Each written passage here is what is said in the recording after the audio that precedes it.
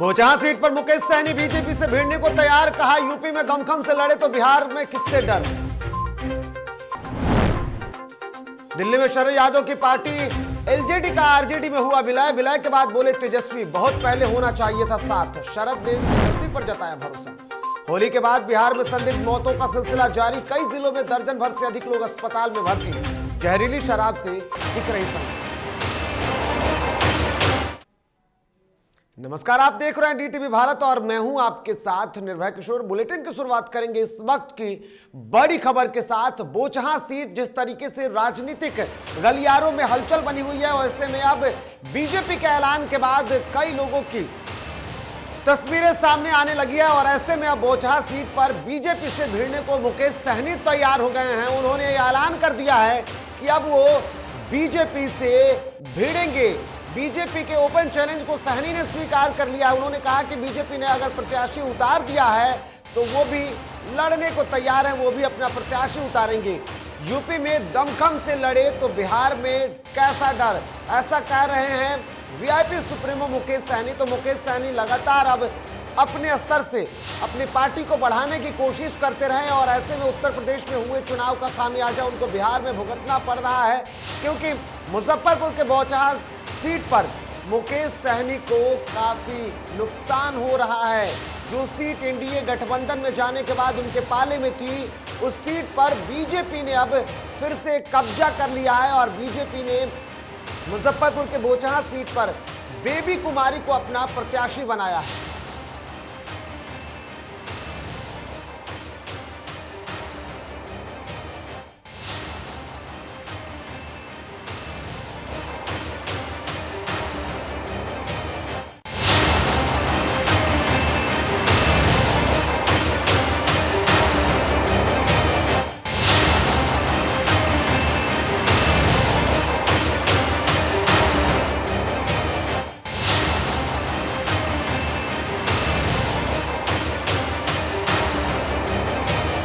वो जनता बताएंगे।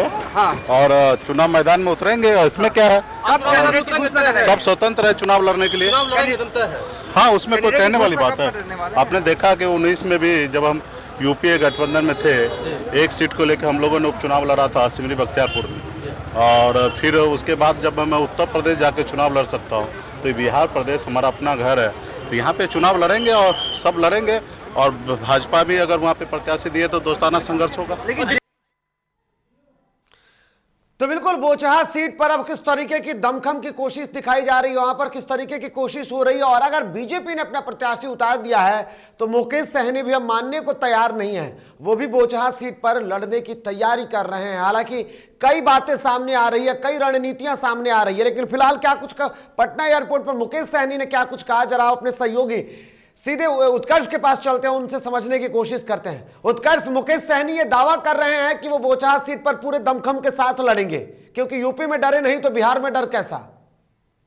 बिल्कुल निर्भय, देखिए बिहार में एक सीट पर उपचुनाव होना है, जो कि वीआईपी पार्टी से उम्मीदवार थे मुसाफिर पासवान, जो विधायक रह चुके थे। हालांकि कोरोना काल में उनकी मृत्यु हो गई, लेकिन उसके बाद अब इस सीट पर बीजेपी ने दावेदारी ठोक दी है। बताते चले कि बीते दिन ही बीजेपी के जो केंद्र नेतृत्व है, उन्होंने बेबी कुमारी को बोचहा विधानसभा सीट से उम्मीदवार बना दिया है, जिसके बाद कहीं ना कहीं अब यूं कह सकते हैं कि मुकेश सहनी और बीजेपी के बीच जो है वो तकरार देखने को मिल रही है। और आज जब वो मुंबई से लौटे हैं मुकेश सहनी, तब भी उन्होंने यही कहा है कि अगर उम्मीदवार होंगे तो जरूर एक फ्रेंडली फाइट होगी, लेकिन उन्होंने यह भी कहा है कि अगर उत्तर प्रदेश में हम अलग लड़ सकते हैं तो बिहार में क्या दिक्कत है।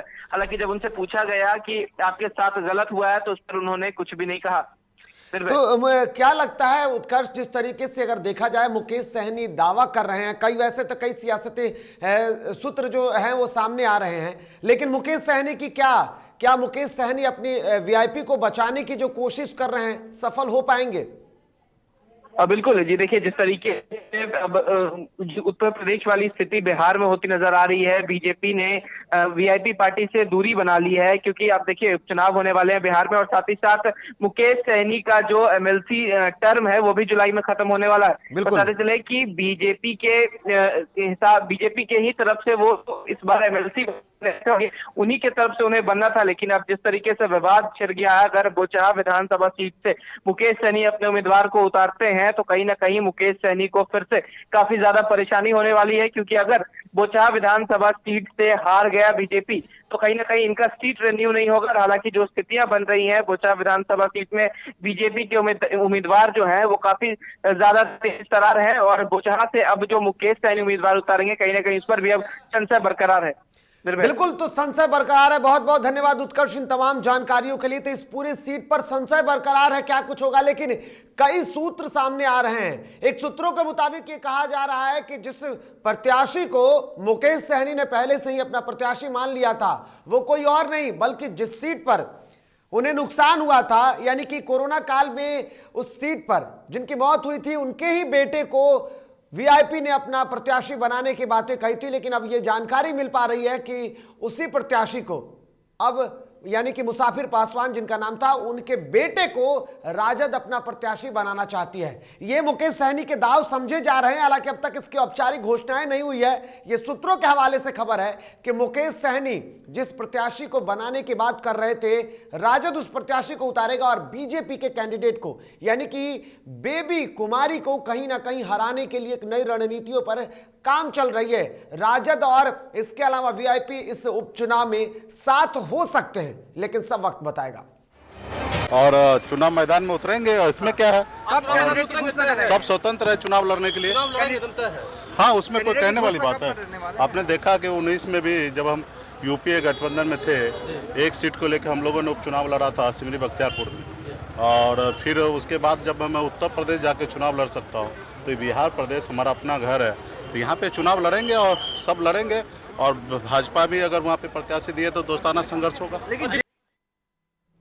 तो बिल्कुल सियासी गलियारों के बीच में कई सारी खबरें आ रही हैं। ऐसे में दिल्ली से खबर आई जहां पर दिल्ली में राजद की तरफ से एक बड़ी बातें कही गई, और बड़ी बातें इसलिए कही जा रही है क्योंकि अब राजद एक हो गई है, और वो भी शरद यादव की पार्टी के साथ। यानी कि शरद यादव ने अपनी पार्टी का विलय कर दिया है राजद में, और अब जो शरद यादव की पार्टी थी लोकतांत्रिक जनता दल का विलय होने के बाद दिल्ली में एक कार्यक्रम हुआ। इस कार्यक्रम में दोनों ही दल एक साथ हो गए, यानी कि अब एलजेडी प्रमुख शरद यादव ने अपनी पार्टी का विलय कर दिया। और उन्होंने जो बातें कही उसमें उन्होंने कहा कि बीजेपी को रोकने के लिए विपक्ष को एकजुट होना होगा, और इसके लिए बहुत पहले से तैयारी वो कर रहे थे। उनके मन में ये मनसा थी, लेकिन उसके बावजूद मजबूत विपक्ष स्थापित करने का वक्त आ गया तो उन्होंने इस फैसले को जल्द ही ले लिया, और अब बीजेपी को घेरने के लिए हर वो कोशिश करते रहेंगे। लेकिन उन्हें विपक्ष के नेतृत्व करने की बातें जब पूछी गई तो वो साफ चुप्पी साधे नजर आए। करके आप बीजेपी को हरा पाएंगे आगामी चुनाव में? नहीं, ये पूरे देश भर के अपोजिशन को एक होने के बाद ही हरा सकते हैं। अकेले कोई एक पार्टी नहीं हरा सकती। एक व्यापक एकता हम पास कदम उठाना था तो हमने कदम उठा दिया। कितना भरोसा है आपको तेजस्वी यादव पे? कितना भरोसा है आपको? पूरा भरोसा है, पूरा भरोसा है, और आने वाला भविष्य जो है वो बिहार का तेजस्वी यादव। इधर पूर्व केंद्रीय मंत्री शरद यादव ने अपनी पार्टी लोकतांत्रिक जनता दल का रविवार को आरजेडी में विलय कर दिया। इस ऐलान के मौके पर मौजूद रहे तेजस्वी यादव ने कहा कि विपक्षी दलों ने सरकार से लड़ने के लिए तैयारी में देरी कर दी है। हम लोगों को 2019 में ही साथ रहना चाहिए। शरद यादव का फैसला हम सबका हिम्मत बढ़ाने वाला है। तेजस्वी ने कहा कि समाजवादी लोग एक साथ आएंगे तो सांप्रदायिक शक्तियां खत्म हो जाएंगी। हमारे पिता से तो संबंध काफी गहरा रहा, काफी लंबा रहा है। बीच में लोग बिछड़ते रहे, लेकिन आज के दौर में ये एक बहुत ही महत्वपूर्ण निर्णय एलजेडी की तरफ से लिया गया। सभी समाजवादी ताकतों को और इन्होंने जो मुझ पर भरोसा जताया है, आरजेडी पर जो भरोसा जताया है, इनको हम तहे दिल से धन्यवाद देते हैं। जो देश की जरूरत है, जो जनता की मांग है, उस पर बहस होनी चाहिए। अब केवल फिल्मों से ही एजेंडा तय नहीं होना है। जनता मर रही है महंगाई की मार से, जनता नौजवान पीड़ित है बेरोजगारी से, शिक्षा नहीं है, चिकित्सा नहीं है, मजदूर परेशान है। हर जगह जो है किसान को बीज खाद नहीं मिल रहा, यूरिया नहीं मिल रहा। इन सब जो मुद्दे की जो लड़ाई है, इस मुद्दे की लड़ाई को हम लोग जो है आगे बढ़ाने का। तो वहीं इस पत्रकारों से बातचीत करने के दौरान नेता प्रतिपक्ष तेजस्वी यादव ने कई और प्रतिक्रियाएं भी दी है। इस दौरान द कश्मीर फाइल्स फिल्म को लेकर के भी उन्होंने अपनी प्रतिक्रिया दे दी और कहा कि फिल्मों से एजेंडा सेट नहीं होता है। फिलहाल बढ़ते हैं आगे और अब बात होगी वापसी की, यानी कि होली के आते ही दूसरे राज्यों से बिहार लौटने वालों की भीड़ देखने को मिल रही थी। यही तस्वीर अब होली के बाद भी देखने को मिलने लगी है।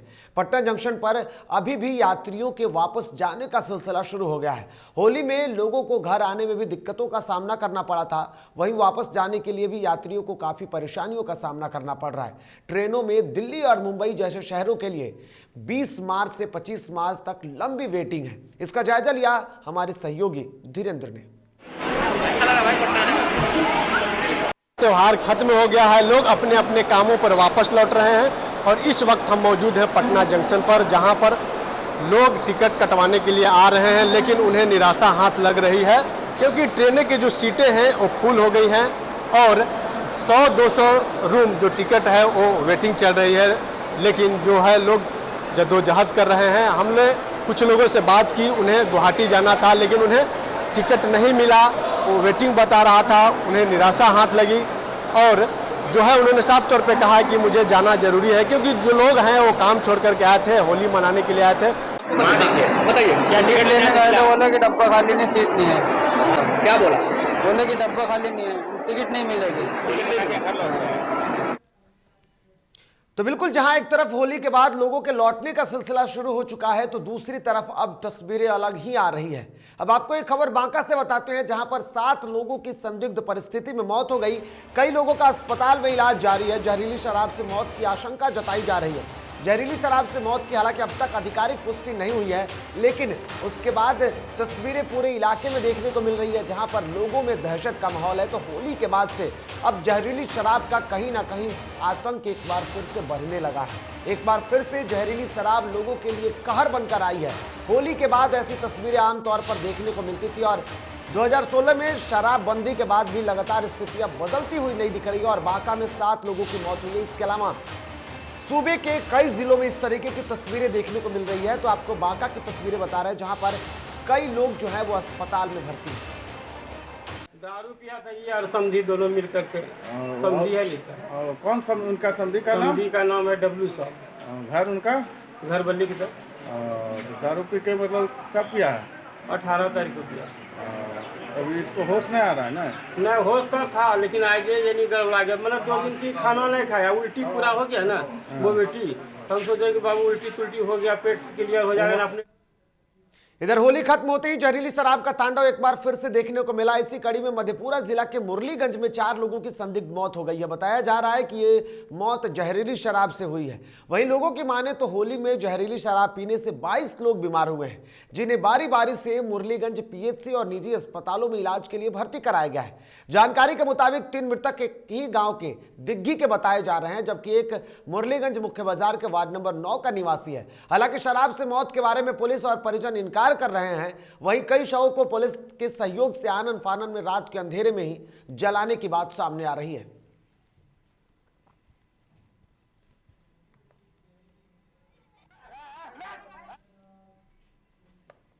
इधर भागलपुर में भी लगातार संदिग्ध अवस्था में लोगों की मौत हो रही है। यहां बीते 10 दिनों की बात करें तो अब तक 2 दर्जन से अधिक लोगों की मौत हो चुकी है और आशंका जहरीली शराब की जताई जा रही है, लेकिन प्रशासन इसकी पुष्टि नहीं कर रही है। वहीं देर रात तक साहिबगंज में 3 लोगों की और गोलाघाट में एक साइकिल व्यवसायी की मौत हो गई, जिसके बाद शहर के साहिबगंज सुल्तानगंज सड़क को जाम कर लोगों ने जमकर हंगामा किया। बताया जा रहा है कि जहरीली शराब पीने से साहिबगंज के कुल 3 लोगों की मौत हो चुकी है। प्रदर्शन कर रहे लोगों ने पुलिस पर आरोप लगाते हुए कहा कि साहिबगंज में खुलेआम शराब की बिक्री हो रही है।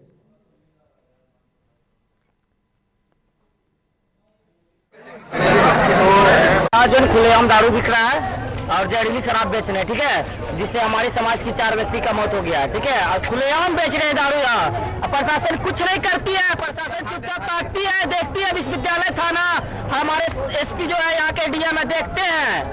क्यों जाम किए गए रोड? घटना है कि यह साहिबगंज में दारू धड़ल्ले से प्रशासन की मिली भगत से बिक रही है। इसकी सूचना हमें एसपी साहब के मोबाइल पर मतलब फोन करके दिया, उन्होंने फोन नहीं उठाए, 4 बार 5 बार कॉल किए, फोन नहीं उठाया। उसके बाद प्रशासन को हमने लोग प्रशासन को सूचना दी है। अभी यहाँ पे जो माहौल है, यहाँ पे ये श्याम चौधरी के घर में मुन्ना चौधरी है, ये 2 आदमी मिल करके यहाँ पर से शराब का विक्रेता है ये लोग, ऐसा सुनने में। और यहाँ पे ऐसा हो गया कि 4 आदमी इसी के यहाँ से शराब लेकर के पी करके, शायद जहरीला शराब था, इस कारण से। इधर भोजपुर के नगर थाना क्षेत्र आरा स्थित भलुआहीपुर मोहल्ले में उस वक्त अफरा तफरी का माहौल कायम हो गया जब एक युवक की आत्महत्या की खबर आग की तरह फैल गई। घटना के बारे में बताया जा रहा है कि बीए पार्ट 1 के छात्र अनमोल ने फांसी लगाकर अपनी जीवन लीला समाप्त कर ली। परिजनों की माने तो युवक ने दिन भर होली बड़े धूमधाम से मनाया और रात में खाना खाने के बाद अपने कमरे में चला गया, जिसके बाद जब परिजनों ने देखा तो उसने फांसी लगा ली। हालांकि घटना के बाद मौके पर पहुंची पुलिस मामले की छानबीन में जुट गई है। होली खेला है, मिला है, खेल के खाना उना खाया है। खाना उना खाने के बाद भी कुछ आदमी आए थे तो बैठे हुए थे, सब लोग चला गया 12 साढ़े 12 बजे करीब में। उसके बाद सब लोग सोने गए, ये भी अपना एक रूम में अकेले सोता था। ये सब लोग सो गए, ये भी अब सोया कि क्या किया, अब तो बाकी लोग तो सो गए। सुबह में आदमी दरवाज़ा पीटता था तो एक बार में खोल देता था, आज सुबह नहीं खुला, फिर दरवाज़ा तोड़ के देखा गया तो पंखा के हुक से लगता है। इधर समस्तीपुर प्रखंड क्षेत्र के प्रखंड विकास पदाधिकारी राहुल कुमार के नेतृत्व में पिछले कई दिनों से विभिन्न पंचायतों का भ्रमण कर प्रधानमंत्री आवास योजना के तहत लाभुकों को घर बनवाने के लिए प्रेरित किया, जिसका नतीजा है कि कई लोगों ने अपने घर का निर्माण कार्य शुरू कर दिया है। साथ ही घर नहीं बनवाने वालों से जल्द ही घर का निर्माण कार्य शुरू करने की अपील करते हुए कहा कि किसी को दिक्कत हो तो वह कभी भी मिल सकते हैं। 5 साल से घर बना के तमाशा आप लोग कर रहे हैं। कई सारे लाभुक हैं, ऐसे हर पंचायत में देखा गया है कि कम से कम एवरेज 15-20 लाभुक ऐसे मिल रहे हैं जिनके द्वारा घर प्रारंभ नहीं किया गया। वैसे लाभुक से हम लोगों ने पहले सर्टिफिकेट केस करने से पहले जो है सो उनसे संपर्क स्थापित किया गया। इसी कड़ी में हम लोग जो है से लगुनिया, सूर्यकंठ में, पुनास में और कई सारे पंचायत में जो है से हम लोगों ने कैंपेन किया। मतलब हमने खुद जाके लाभुकों को समझाया कि अगर घर नहीं बनाएंगे तो मजबूरन सर्टिफिकेट केस करना पड़ेगा और ये चीज़ है। और आपका जो है उस परिस्थिति में है कि जो हम लोगों को ब्लॉक में जो उनका 2nd किस्त, 3rd किस्त है, मनरेगा का पैसा है, लगभग जो है से ये लगभग 1 लाख के आसपास में आ जा रहा है कि 40 हज़ार और 15,000 रुपये आ रहा है, वो ले और घर बना के रहे, छोटा सा घर बनाए। इधर बक्सर में सोमवार को मशहूर शहनाई वादक उस्ताद बिस्मिल्लाह खान महोत्सव का आयोजन हो रहा है, जो कि डुमरांव के राज हाई स्कूल मैदान में आयोजित किया जाएगा। इस कार्यक्रम का आयोजन कला संस्कृति विभाग और जिला प्रशासन के संयुक्त रूप से किया जा रहा है। समारोह में मशहूर लोकगीत गायिका कल्पना पटवारी और गोलू राजा आमंत्रित किए गए हैं।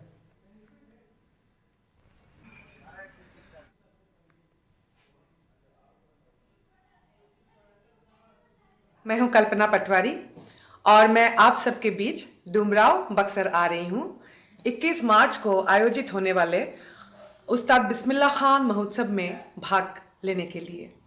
और इसके लिए मैं धन्यवाद देना चाहूँगी डिस्ट्रिक्ट मजिस्ट्रेट बक्सर अमन समर जी, जिन्होंने मुझे इस महोत्सव में भाग लेने के लिए आमंत्रित किया, और साथ ही साथ इवेंट्स को भी मैं धन्यवाद देना चाहूँगी। धन्यवाद। और बात अब उत्तर प्रदेश की खबरों से करते हैं। सबसे पहले इस वक्त की बड़ी खबर आपको उत्तर प्रदेश से बता रहा है, जहां पर बरेली में होली के दिन युवक की दबंगई देखने को मिली। तो ये तस्वीरें आप देख सकते हैं, बरेली में होली के दिन युवक की दबंगई दिखी थी और अब उसका वीडियो वायरल हो रहा है। तमंचा लेकर घूम रहे दबंग का वीडियो काफी तेजी से वायरल हो रहा है। तमंचा लेकर दूसरे युवक को ढूंढ रहा था दबंग। इस तस्वीरों के बारे में मिली जानकारी के मुताबिक ये बताया जा रहा है कि जो तमंचा लेकर युवक घूम रहा था वो किसी दूसरे व्यक्ति को ढूंढ रहा था। बरादरी थाना क्षेत्र के जोगिनवादा का मामला बताया जा रहा है। तो इस वक्त की बड़ी खबर आपको बता रहे हैं। अब इसके बाद इस वीडियो को लेकर के कई बातें सामने आ रही है। तो तमंचे के बल पर यहाँ पर एक बार फिर से तांडव देखने को मिला है और ऐसे में एक युवक दूसरे युवक को ढूंढता हुआ नजर आया तमंचा लेकर के। और उसके बाद इन तस्वीरों के बाद पूरे इलाकों में जो तस्वीरें थी वो कहीं ना कहीं लोग डरे सहमे थे। लोग डर रहे थे कि कहीं कोई बड़ी वारदात ना हो जाए। तो तस्वीरें देख सकते हैं आप किस तरीके से। देख लीजिए कि एक युवक अपने हाथों में तमंचा लेकर दूसरे को ढूंढ रहा है। होली के दिन की ये तस्वीरें और अब बरेली में काफी तेजी से वायरल हो रही है। इधर रायबरेली में उस वक्त सनसनी फैल गई जब एक शॉपिंग मॉल के मैनेजर को कुछ लोग जबरदस्ती उठा ले गए। शॉपिंग मॉल के बाहर तकरीबन 6 से 7 युवकों ने मैनेजर को कार के भीतर खींचते हुए जबरदस्ती बिठा लिया। हालांकि मामला संज्ञान में आते ही शहर कोतवाली और सीओ सिटी की अगुवाई में मैनेजर वीरेंद्र तिवारी को तुरंत बरामद कर लिया गया। वीरेंद्र तिवारी के मुताबिक मामला लेन देन से जुड़ा था। उसने बताया कि प्रभात नाम के युवक का 50,000 रुपए का उसके ऊपर उधार था, जिसे ना चुकाने पर उसका अपहरण किया गया। वो मामला थोड़े पैसे का था, उसी में लेन देन का था, उसी वजह से गए थे। मैंने पैसे उनको वापस कर दिए। कितने पैसे बाकी थे? कौन लोग थे? 50 थे और प्रभात नाम था। 50,000 बाकी थे? जी। आपने लिए थे? जी पर्सनल लिए थे, थोड़ा सा दे दिए, बात खत्म हो गई है। उनका कहना है कि मेरे साथ अपहरण जैसी कोई घटना नहीं हुई। मैं अपने मित्रों के साथ था, रुपए के कुछ लेन देन का विवाद था जो मैंने सेटल कर लिया। मैं कोई भी कार्य। इधर रायबरेली जिले की कानून व्यवस्था ध्वस्त होती दिख रही है, जहां अपराधियों में पुलिस का कोई खौफ नहीं दिख रहा। ताजा मामला पोखरनी गांव का है, जहां मंदिर में सो रहे अधेड़ की धारदार हथियार से हत्या कर दी गई। शव देखकर ग्रामीणों ने पुलिस को इसकी सूचना दी, जहां पुलिस ने मौके पर पहुंचकर शव को कब्जे में लेकर पोस्टमार्टम के लिए भेज दिया और मामले की जांच में जुट गई।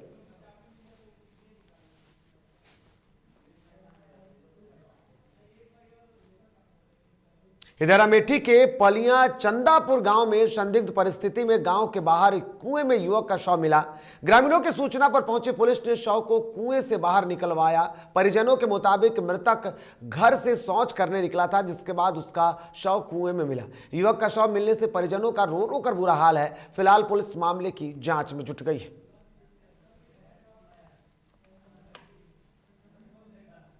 तो खबरों के सफर में फिलहाल इतना ही। ताजा तरीन खबरों के लिए आप देखते रहें DTV भारत। नमस्कार।